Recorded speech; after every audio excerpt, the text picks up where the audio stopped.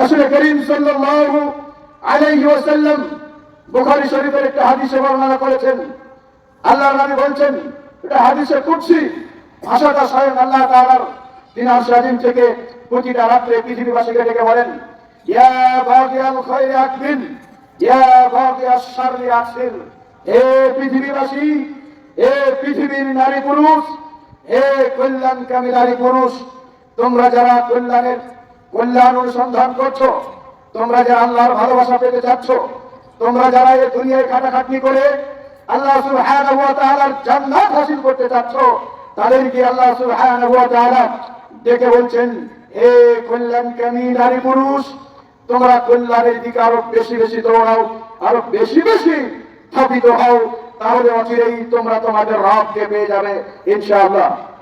এরপরের ব্যক্তি আল্লাহ তাআলা বলছেন, ইয়া বাগিয়াশ শাররি আকসির।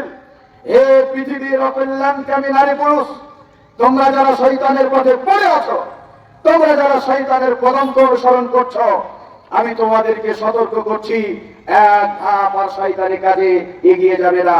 আকসির, ওখানেই থেমে যাও, ওখানেই থমকে যাও। এই কথাটা স্বয়ং আল্লাহ তাআলা পৃথিবীবাসীকে বলছেন, পৃথিবীবাসীকে জানিয়ে দিচ্ছেন। এভাবে আল্লাহ সুবহানাহু ওয়া তাআলা প্রতিটা রাত্রে এই দুই শ্রেণীর মানুষকে আল্লাহ রাব্বুল আলামিন দুইটা সংবাদ দিয়েছেন। তোমরা যারা ভালো পথে আছো, ভালো কাজ করছো, ভালো কাজ করার জন্য আরো বেশি বেশি আগ্রহ প্রকাশ করো, আরো বেশি বেশি প্রচেষ্টা চালাও, তাহলে অবশ্যই অবশ্যই তোমরা তোমাদের রবের ভালোবাসা সান্নিধ্য করোনা পেয়ে যাবে।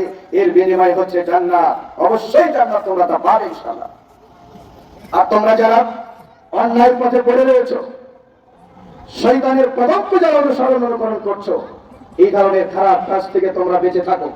বেঁচে যদি থাকো, নিজেকে যদি রক্ষা করতে পারো, তাহলে অবশ্যই তোমাদের প্রতিফল ভালো হবে।